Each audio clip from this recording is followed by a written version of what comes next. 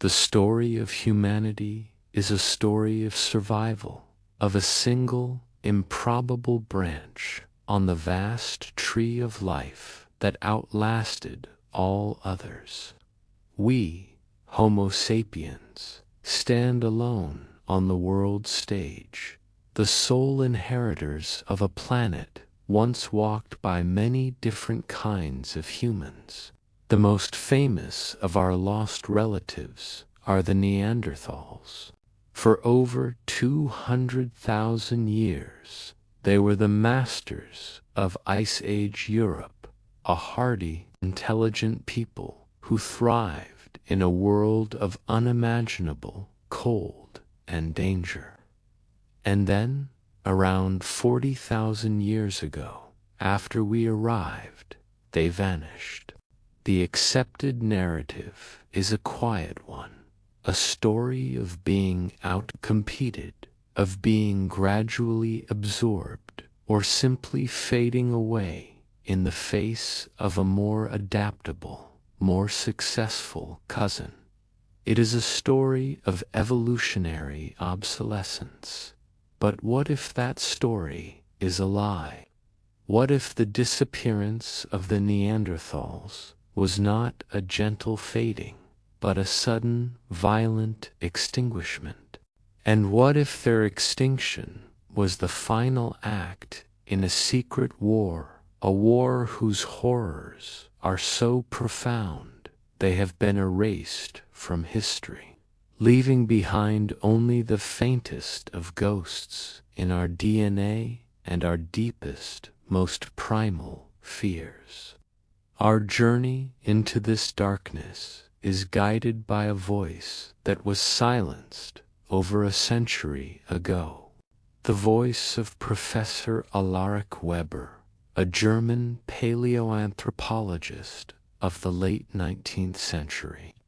A man whose career was ruined and whose name was condemned to obscurity for a theory so monstrous, so contrary to the gentle narrative of human progress, that his peers deemed it the ravings of a madman. His life's work, a single leather-bound journal filled with meticulous drawings and frantic, desperate prose, is our only map.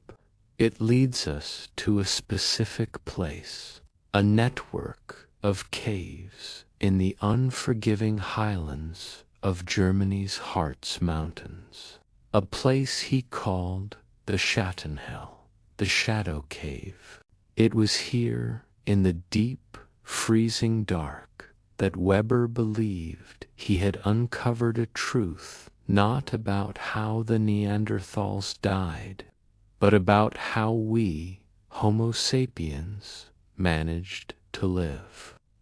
He believed he had found evidence of a time when we were not the hunters, but the hunted, a time when our ancestors looked into the dark woods and saw not just animal predators, but a rival, a kidnapper, a monster that wore a human face.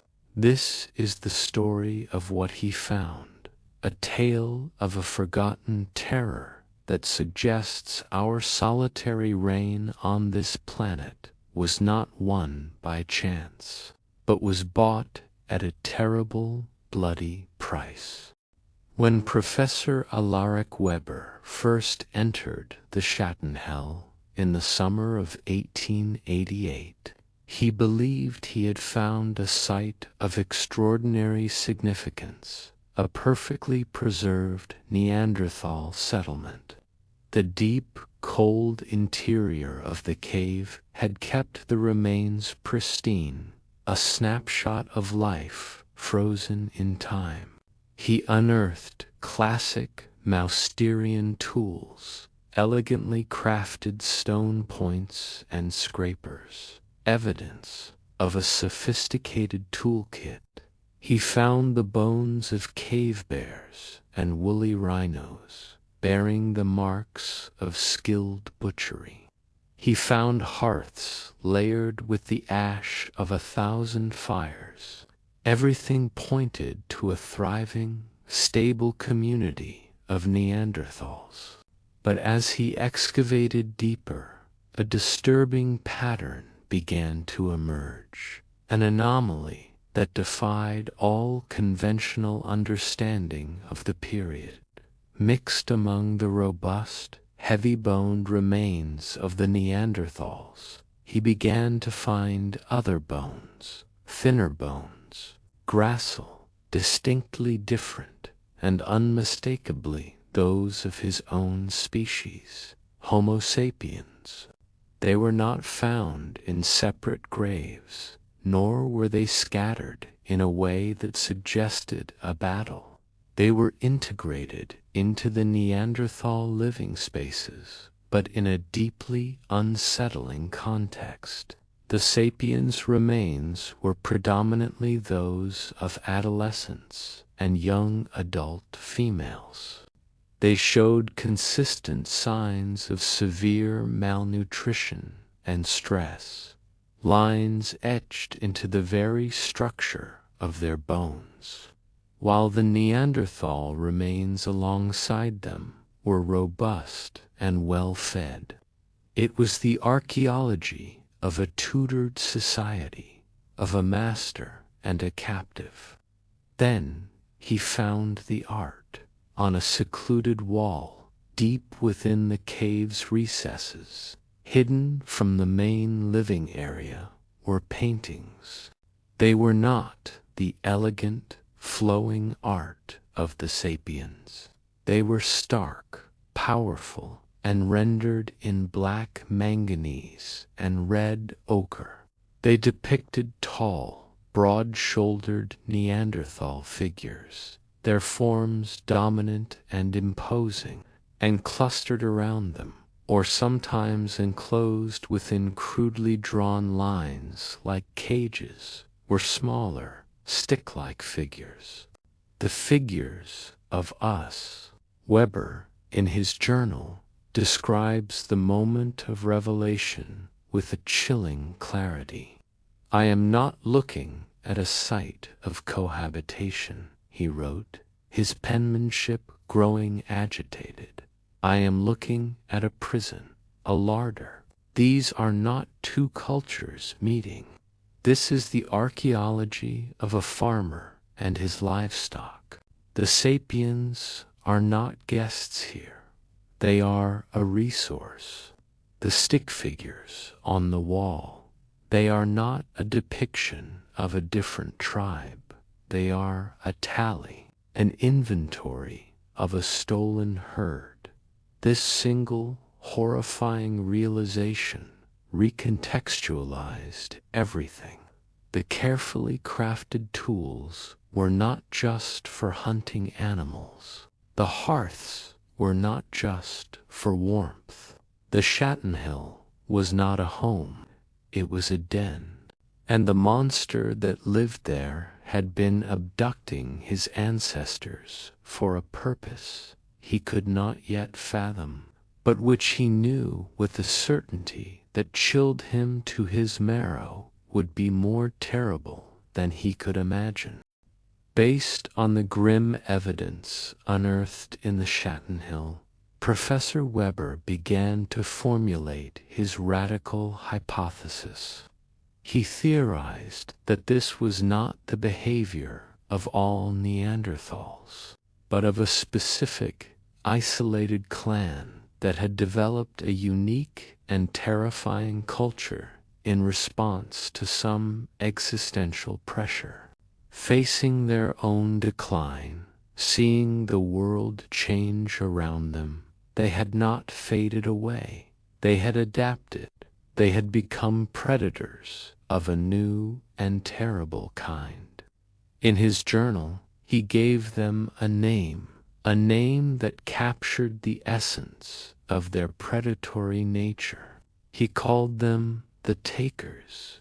Weber's portrait of the Takers was a deliberate rejection of the brutish, slow-witted caveman trope popular in his day. He saw them as creatures of formidable intelligence and capability. He described their physicality not as clumsy, but as power-adapted.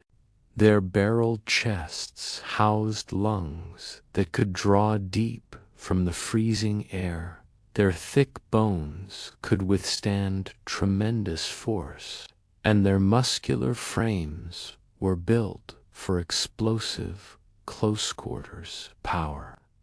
They were the apex predators of the Ice Age, and Weber believed they applied that predatory genius to hunting not just bison, but men. He argued their intelligence was simply different from our own. It was not the abstract, symbolic intelligence of the sapiens, but a deep, strategic, environmental intelligence.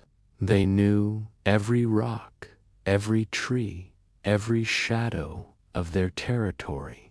They understood camouflage, ambush, and the psychology of fear.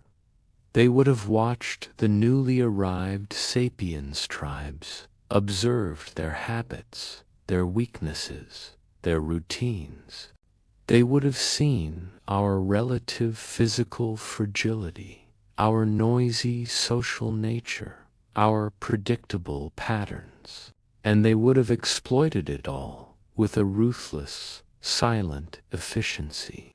A child wandering too far from the campsite, a young woman gathering herbs at the edge of the forest, a lone hunter tracking prey. These would have been their targets. The takers would not have engaged in open warfare, a practice for which their small numbers were ill-suited.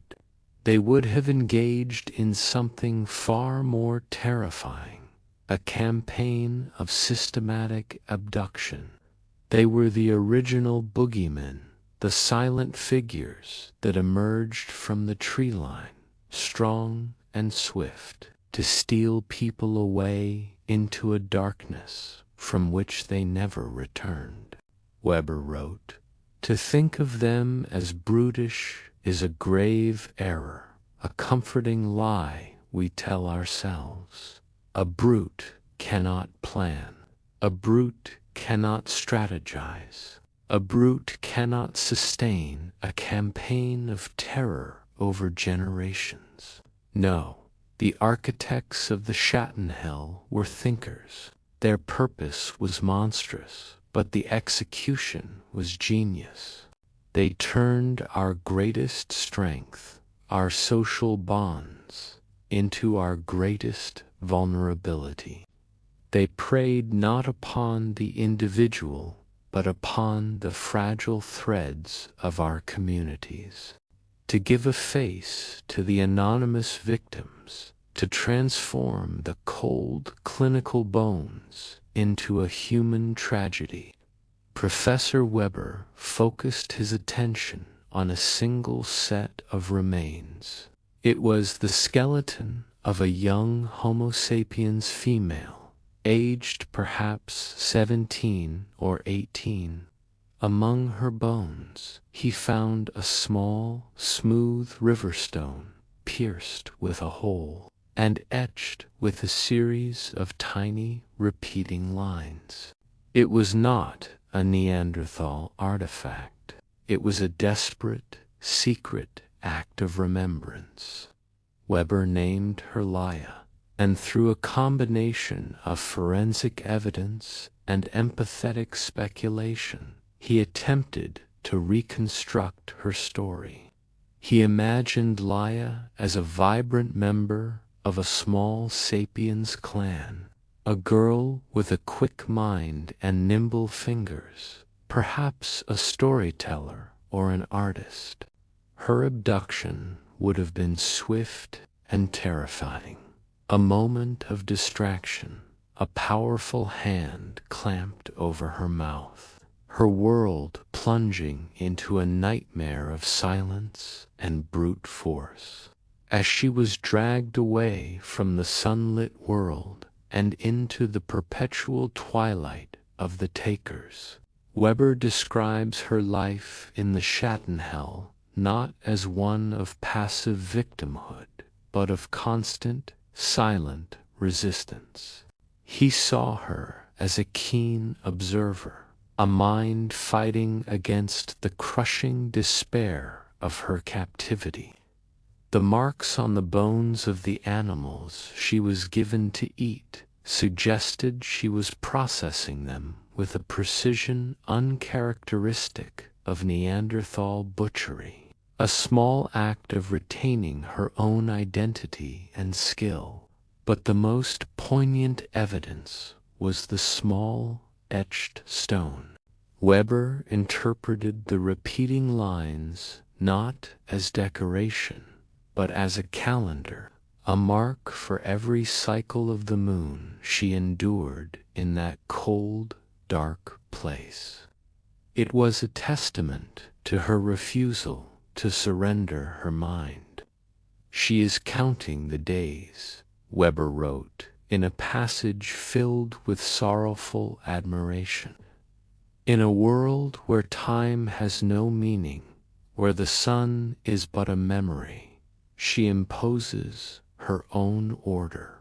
This tiny stone is a monument to the endurance of the human spirit. She is telling herself that she is still human, that the world she came from still exists. She is holding on to hope, even in the heart of hell." He theorized about her relationship with her captors. There would have been no conversation, no shared language, only the silent, watchful gaze of the powerful alien beings who controlled her every move. She would have seen other captives, other frightened faces, all sharing the same fate. She would have witnessed the strange, ritualistic life of the takers, a life that revolved around the hearth and the hunt, but also around a grim purpose that she would have come to understand with dawning horror. Leah's story, as imagined by Weber, transforms the archaeological site from a collection of artifacts into a stage for a profound psychological drama. Her silent defiance, her desperate attempt to maintain her sanity and identity, makes the horror of the Schattenhall personal, intimate, and infinitely more heartbreaking. She is the ghost in the machine, the human soul crying out from the cold, silent earth. Why would the takers engage in such a high-risk, sustained campaign of abduction? The answer, as Professor Weber slowly, reluctantly pieced it together, was far more complex and disturbing than simple slavery or cannibalism. The true purpose was revealed in the deepest, most secluded chamber of the Schattenhell, a recess that Weber came to call the Cradle of Sorrows. Here he found the remains of infants, dozens of them. They were not sapiens, they were not Neanderthal. They were a heartbreaking, malformed fusion of the two. Skeletons with the delicate jaw of a sapiens, but the telltale occipital bun of a Neanderthal. Skulls with the high forehead of our species, but the heavy, pronounced brow ridge of theirs. All of them showed signs of severe congenital defects. None had survived more than a few weeks. It was the evidence of a failed, desperate, and horrifying experiment, a program of forced hybridization. Weber's journal trembles with the weight of this discovery. He theorized that the takers, keenly intelligent and self-aware, understood that they were a dying race. Perhaps their birth rates were declining, their genetic diversity dwindling. They saw the new arrivals, the gracile, prolific Homo sapiens, spreading across the land, and they saw in our fecundity their only chance for salvation. They were not trying to wipe us out. They were trying to steal our future, to absorb our genetic vitality into their own bloodline.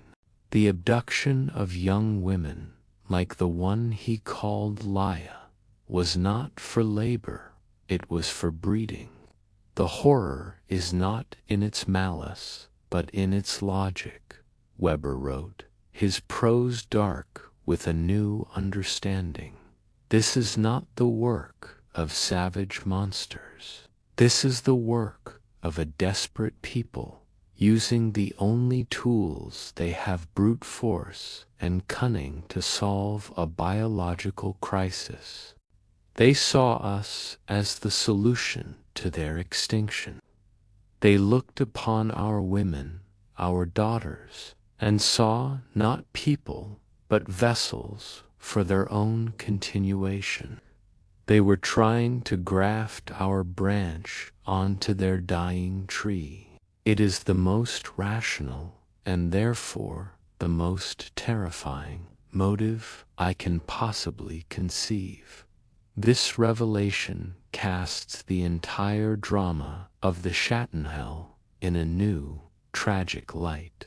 The takers were not simply villains. They were the protagonists of their own tragic story, fighting for survival in the only way they knew how. Their monstrosity was born of a desperate will to live. The cradle of sorrows was the graveyard of their hopes, a testament to the biological gulf that separated our two species, a gulf they had tried to bridge with violence and coercion. Each tiny skeleton was a failed attempt to save themselves, and each one represented an unspeakable tragedy for the captive sapiens' mothers forced to bear them. The taker's ultimate crime was not just abduction, but the theft of the most sacred human experience, childbirth, its perversion into a sterile, heartbreaking engine of their own doomed evolution. What kind of society could conceive of and execute such a chilling, long-term strategy? Through a careful analysis of the artifacts and the spatial organization of the cave, Professor Weber attempted to peer into the psyche of the takers, to reconstruct the culture that drove them. He concluded that their society was nothing like the loose, egalitarian bands of Homo sapiens.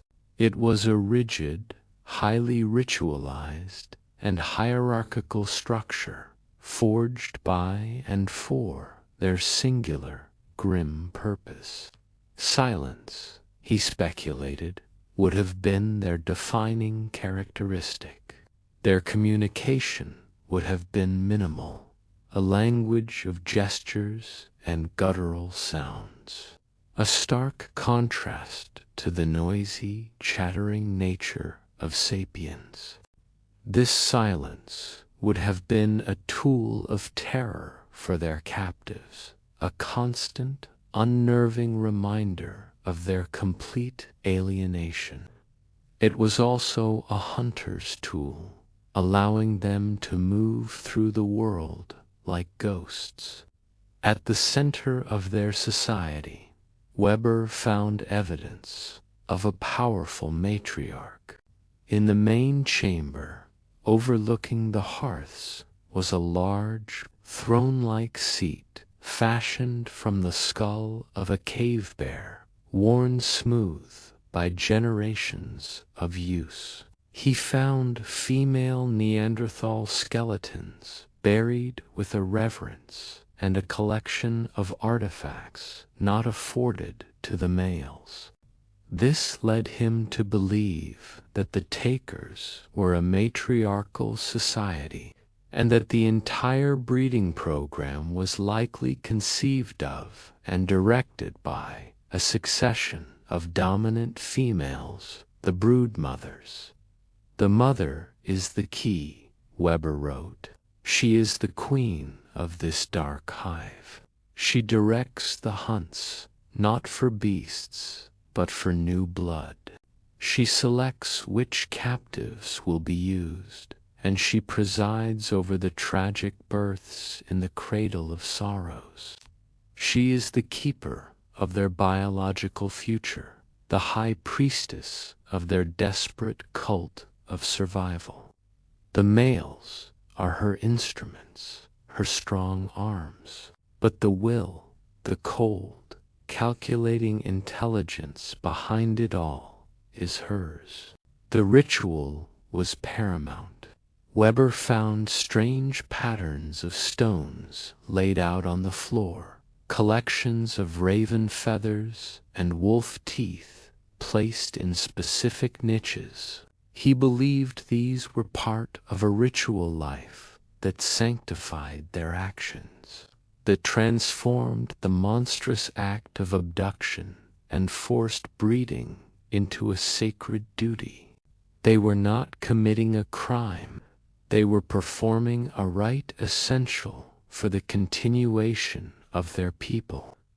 This vision of taker society adds a terrifying layer of complexity.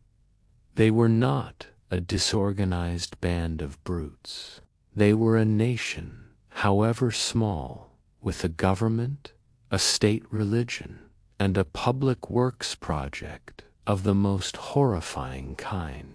Their tragedy, and the source of their monstrosity, was that their entire culture, their art, their religion, their social structure, had become pathologically fixated on a single, impossible goal: the biological conquest of Homo sapiens.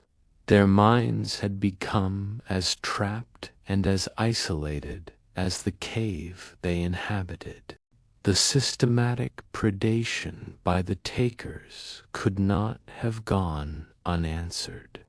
A terror of this magnitude would inevitably provoke a response.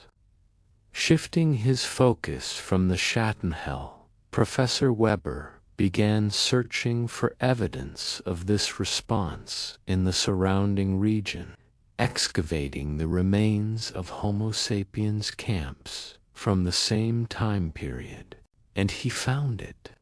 The story of the takers was written not just in their own cave, but in the lives of those they terrorized.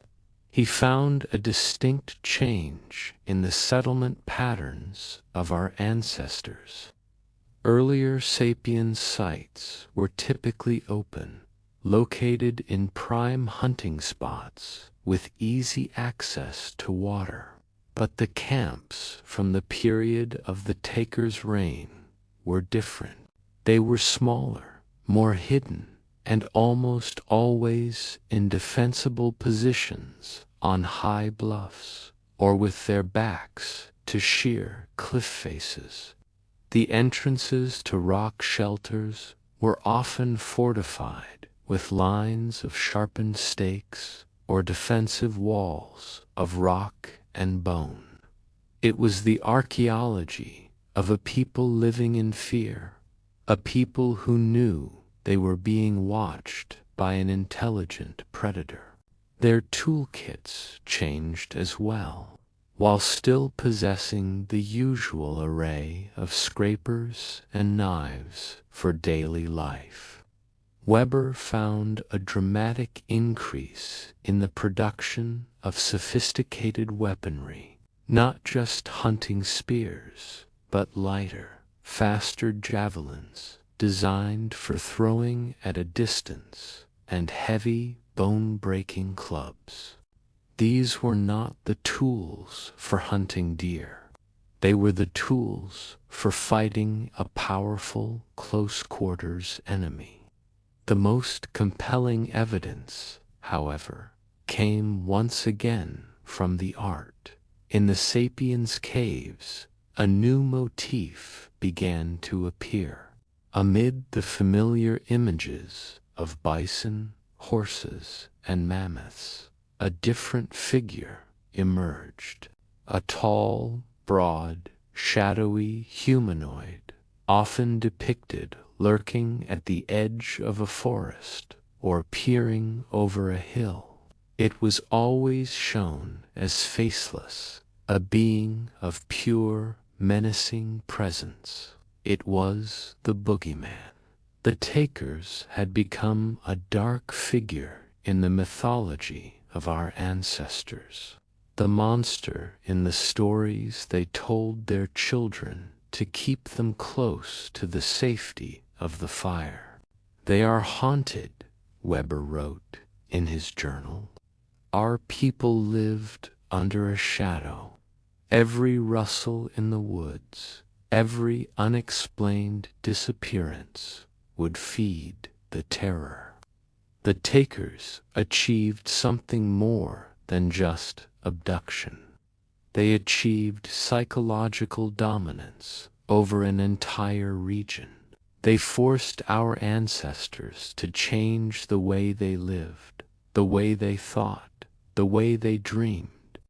We think of our ancestors as bold explorers, confidently striding across the continent. But here, in this valley, they were a huddled, frightened people, whose world had shrunk to the small circle of light cast by their campfire. The conflict was now a two-sided story. On one side, the takers, driven by their desperate biological imperative. On the other, the Homo sapiens, a people forced by a campaign of terror to abandon their nomadic freedom and become a culture under siege, learning to fight back against a monster that was, terrifyingly, almost human. A state of terror like this is not sustainable. A war between prey and predator, when the prey is intelligent and adaptable, can only end in one of two ways. The prey is eradicated, or it learns to hunt the hunter.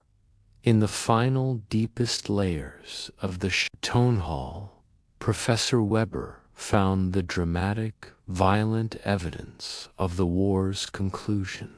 The archaeology of the cave's entrance told a story not of abandonment, but of a sudden, catastrophic event.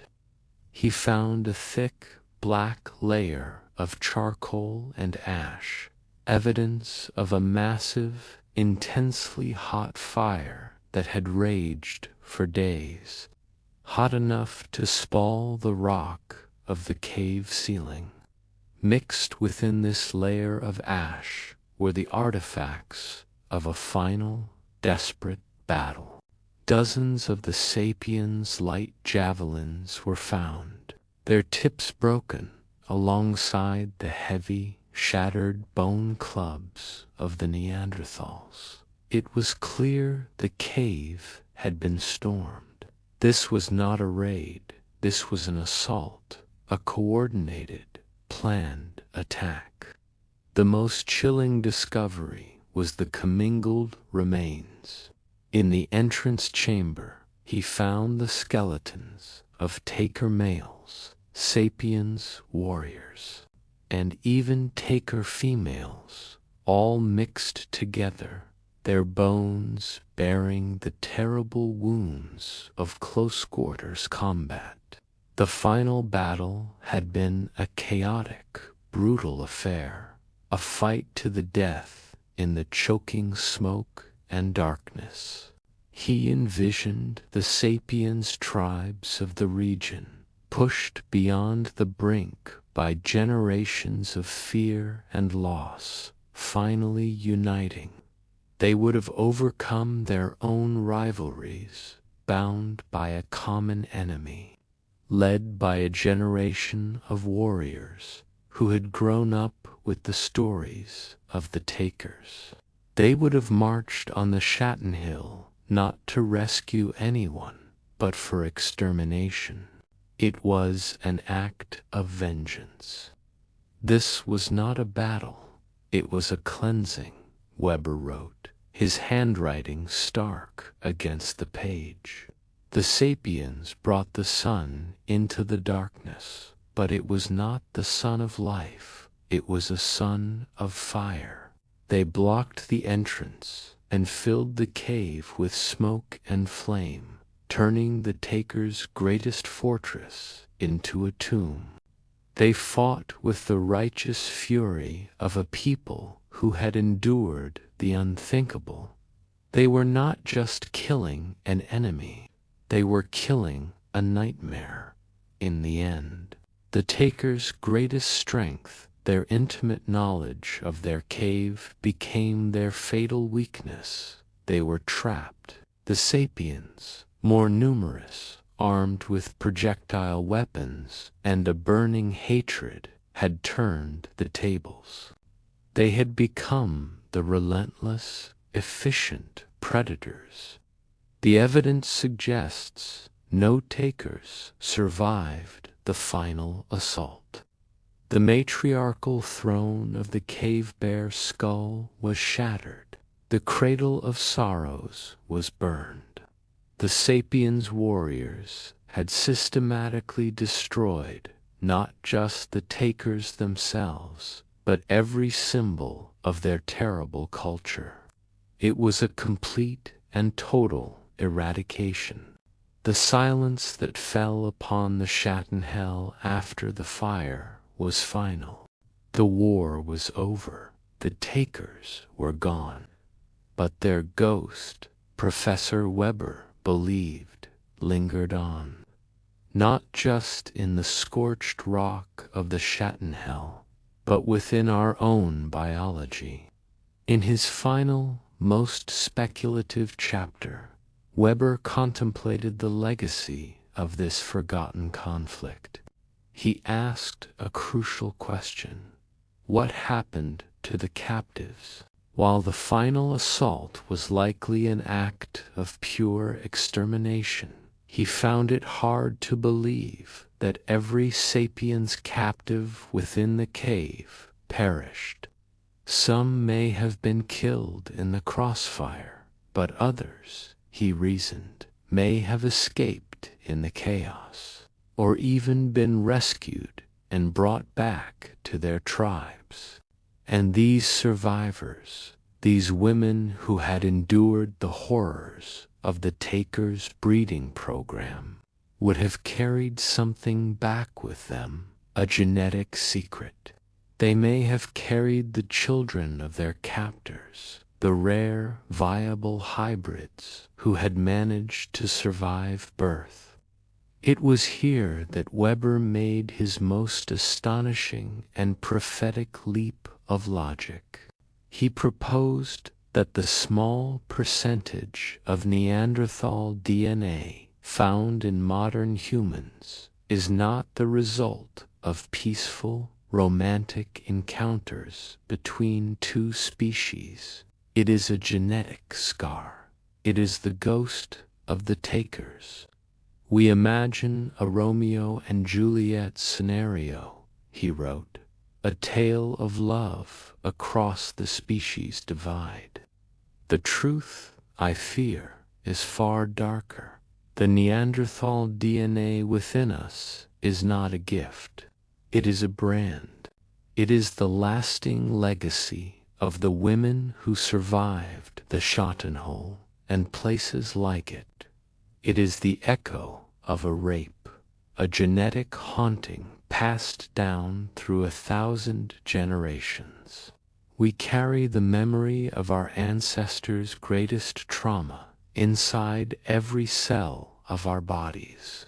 We are, in a small but real way, the descendants of the takers and their victims.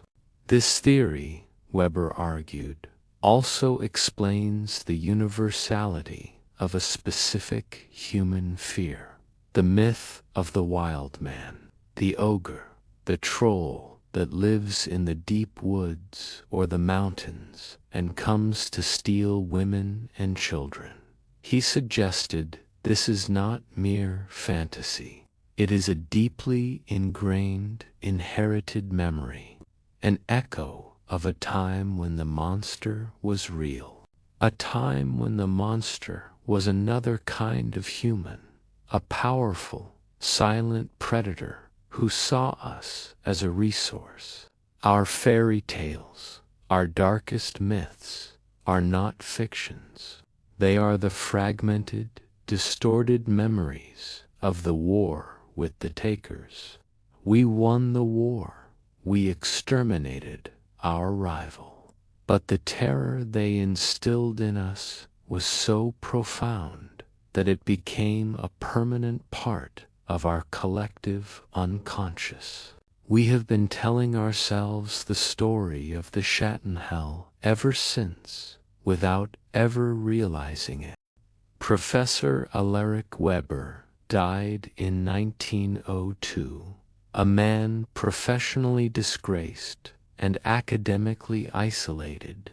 His journal, with its meticulous evidence and monstrous conclusions, was relegated to a dusty archive shelf, dismissed as the work of a brilliant but disturbed mind.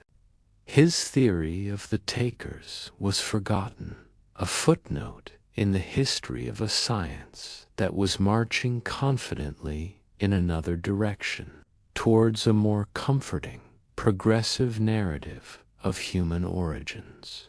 For a century, the story of the Neanderthals remained one of gentle, passive extinction. But science, in its relentless pursuit of truth, eventually unearths the ghosts of even the most radical thinkers. In the early 21st century, the sequencing of the Neanderthal genome revealed a shocking fact. A fact that would have vindicated Weber entirely. Modern humans of non-African descent do indeed carry between 1 and 4% Neanderthal DNA. Suddenly, the question of how it got there was no longer academic. The debate rages on today. Most scientists still prefer the model of peaceful, if infrequent, intermingling. It is a kinder, more palatable story. But the questions raised by Weber's forbidden journal refuse to go away. We still cannot fully explain the speed of the Neanderthal disappearance. We find evidence of sapiens groups adopting more sophisticated weaponry with startling rapidity. We are faced with the undeniable biological fact of hybridization. Weber's narrative, the tale of the Schattenhell, remains a work of fiction, a pseudo-history, but it provides a framework, a dark narrative logic that fits the scattered-edged troubling facts in a way that the comfortable stories sometimes cannot. It doesn't claim to be the truth. It merely presents a possibility, a ghost story told by the evidence itself.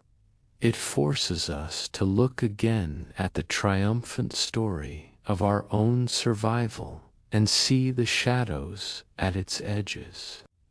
What if our uniqueness is not the result of being the fittest, but merely the most ruthless?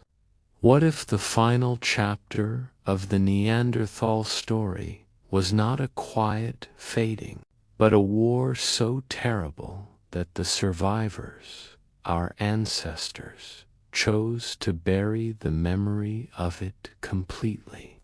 We stand alone, the last humans on Earth, and the ultimate, unsettling question the Taker hypothesis leaves us with is this: are we alone because we were the best?